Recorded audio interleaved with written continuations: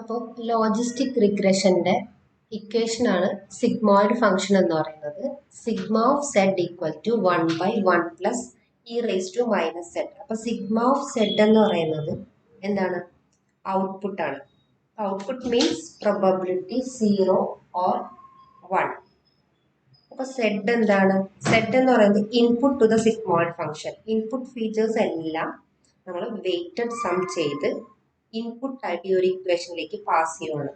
അപ്പോൾ ആ ഒരു ഇക്വേഷൻ നമുക്ക് 0 to 1 വരെ റേഞ്ചിലുള്ള ഒരു വാല്യൂ തരും. അതിനെ നമുക്ക് 0ലേക്ക് അല്ലെങ്കിൽ 1ലേക്ക് അസൈൻ ചെയ്യാം. ലാർജ് പോസിറ്റീവ് വാല്യൂസിനെ നമുക്ക് 1ലേക്കും ലാർജ് നെഗറ്റീവ് വാല്യൂസിനെ നമുക്ക് 0ലേക്കും അസൈൻ ചെയ്യാം. ഇപ്പോൾ ഫോർ എക്സാമ്പിൾ സെഡ് 0 ആണെങ്കിൽ നമുക്ക് കിട്ടുന്ന സിഗ്മോയിഡ് ഫംഗ്ഷനിൽ നമ്മൾ ആ ഒരു സെറ്റിനെ അപ്ലൈ ചെയ്യുവാണെങ്കിൽ ഈ റൈസ് ടു 0 എന്ന് പറയുന്നത് 1 ആണ്. അപ്പോൾ നമുക്ക് 0.5 ആയിരിക്കും സിഗ്മ ഓഫ് സെറ്റിന്റെ ആൻസർ നമുക്ക് കിട്ടുന്നത്. അപ്പോൾ നമ്മൾ ത്രെഷോൾഡ് വാല്യൂ എന്താണ്? 0.5 ആണ്. അപ്പോൾ 0.5ന് എബവ് ഓർ ഈക്വൽ ടു ഉള്ള എല്ലാ വാല്യൂസിനെയും നമ്മൾ 1ലേക്കാണ് അസൈൻ ചെയ്യുക. ഇവിടെ നമ്മൾ സിഗ്മ ഓഫ് സെറ്റ് എന്ന് പറയുന്നത് 1 ആയിരിക്കും. 1 എന്ന ക്ലാസ്സിലേക്കായിരിക്കും നമ്മൾ അപ്ലൈ ചെയ്യുന്നുണ്ടായിരിക്കാം. ഇവിടെ ഇ എന്ന് പറയുന്ന ഒരു കോൺസ്റ്റന്റ് നമ്പർ ആണ്. അത് ഏകദേശം 2.718 ആണ് അതിന്റെ വാല്യൂ എന്ന് പറയുന്നത്.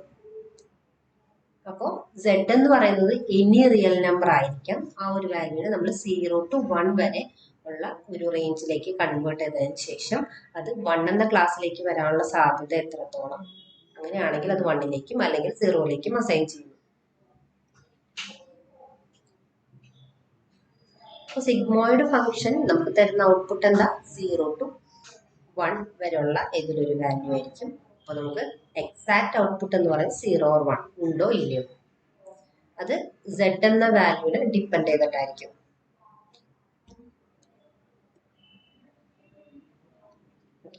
അപ്പോൾ ഇവിടെ ഇൻപുട്ട് ഫീച്ചേഴ്സ് എന്ന് പറയുന്നത് നമ്മുടെ x1, x2, xn. ഇതാണ് നമ്മുടെ ഇൻപുട്ട് ഫീച്ചേഴ്സ് എന്ന് വിചാരിക്കാം. അപ്പോൾ വെയ്റ്റഡ് സം ആണ് നമ്മൾ ആദ്യം തന്നെ കാണുന്നത്. അപ്പോൾ വെയ്റ്റ് കൊടുക്കുക മീൻസ് നമ്മൾ ഇൻപുട്ട് ഫീച്ചേഴ്സ് ഇമ്പോർട്ടൻസ് കൊടുക്കുക എന്നാണ് അർത്ഥം.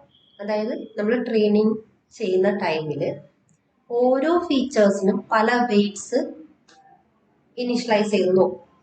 അപ്പോൾ ഓരോ ഫീച്ചേഴ്സിനും ഓരോരോ വെയ്റ്റ് വാല്യൂ കൊടുക്കും. അപ്പോൾ ഏറ്റവും വെയിറ്റ് കൂടുതലുള്ള ഫീച്ചേഴ്സിന് ഇമ്പോർട്ടൻസ് കൊടുത്തിട്ടായിരിക്കും ആ ഒരു ട്രെയിനിങ് നടക്കുന്നുണ്ടായിരിക്കും.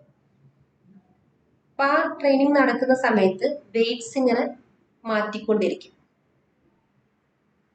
ആ ഒരു വെയ്റ്റ്സിന്റെ വാല്യൂ മാറ്റുന്നത് എന്തിനാന്ന് വെച്ചാൽ ഓരോരോ ഫീച്ചേഴ്സിനും ഇമ്പോർട്ടൻസ് ഇങ്ങനെ മാറ്റി മാറ്റി കൊടുക്കുവാണ്. ഏത് വെയിറ്റ് ആണ് ബെസ്റ്റ് വെയിറ്റ് അതുവരെ വെയ്റ്റ്സ് ഇങ്ങനെ മാറ്റി കൊടുക്കും. മാക്സിമം എറർ മിനിമൈസ് ചെയ്യാവുന്ന അത്രയും ഒരു വെയിറ്റ് വാല്യൂ, അതായത് ആ ഒരു ഇമ്പോർട്ടൻസ് ഏത് ഫീച്ചറിന് കൊടുക്കണമെന്ന് നമ്മളിങ്ങനെ മാറ്റി മാറ്റി കൊടുത്തിട്ടാണ് തീരുമാനിക്കുക. അതിന് വേണ്ടിയിട്ടാണ് ഒരു വെയിറ്റ് കൊടുക്കുന്നത്. അപ്പം വെയിറ്റ് ഒരു ഇൻപുട്ട് ഫീച്ചേഴ്സിനൊപ്പം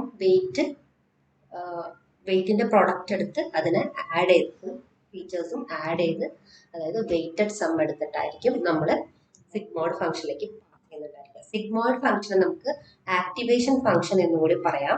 അപ്പൊ ആ ഒരു ആക്ടിവേഷൻ ഫംഗ്ഷനിലേക്ക് നമ്മൾ ഈ ഒരു വെയ്റ്റഡ് സമ്മിനെ പാസ് ചെയ്യണം. അപ്പൊ സെഡ് തരുന്ന എനി റിയൽ നമ്പറിനെ 0 to 1 റേഞ്ചിലേക്ക് മാറ്റും. അതായത് പ്രോബബിലിറ്റി ആക്കിയിട്ടായിരിക്കും ഔട്ട്പുട്ട് തരുന്നത്. y ഒന്നല്ലെങ്കിൽ 1 അല്ലെങ്കിൽ 0 ആയിരിക്കും. ബൈനറി ഔട്ട്കം ആയിരിക്കും ലോജിസ്റ്റിക് റിഗ്രഷൻ തരുന്നത്. അപ്പൊ നമ്മളിവിടെ W1, W2, Wn എന്നൊക്കെ പറയുന്നത് വെയ്റ്റ്സ് ഓർ കോഎഫിഷ്യന്റ് ആണ്. ഇത് ഈ ഒരു കോഎഫിഷ്യൻസ് കണ്ടുപിടിക്കുന്നത് ട്രെയിനിങ് ടൈമിൽ സിസ്റ്റം തന്നെയാണ് കണ്ടുപിടിക്കുന്നത്. ഓക്കെ, എത്ര ഇമ്പോർട്ടൻ്റ് ആണ് ഓരോ ഫീച്ചറും. അപ്പോൾ വെയിറ്റ് കൂടുതലുള്ള ഫീച്ചേഴ്സിനായിരിക്കും കൂടുതൽ ഇമ്പോർട്ടൻസ്. അപ്പോൾ ഓരോ ടൈമും വെയിറ്റ്സ് ആ ഒരു ഇൻപുട്ട് ഫീച്ചറിന്റെ ഇമ്പോർട്ടൻസ് മാറ്റി മാറ്റി കൊടുത്ത് നോക്കുവാണ് ഏതിനാണ് കറക്റ്റ് പ്രഡിക്ഷൻ വരുന്നത്.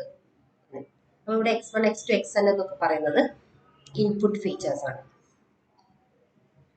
അപ്പോൾ ബി എന്ന് പറയുന്നത് ഒരു കോൺസ്റ്റന്റ് ആണ്. നമുക്ക് ആ ഒരു പ്രഡിക്ഷനെ കുറച്ചുകൂടി ഫ്ലെക്സിബിൾ ആക്കാൻ വേണ്ടിയിട്ടാണ് നമ്മൾ കോൺസ്റ്റന്റ് വാല്യൂസ് ആഡ് ചെയ്യുന്നത്. പിന്നെ സെഡ് എന്ന് പറയുന്നത് weighted sum. Probability less than 0.5 ആണെങ്കിൽ അതെന്താണ്? 0 എന്നായിരിക്കും ഔട്ട്കം തരുന്നത്. അതായത് എക്സാമ്പിൾ നോ. നെക്സ്റ്റ് നമുക്കൊരു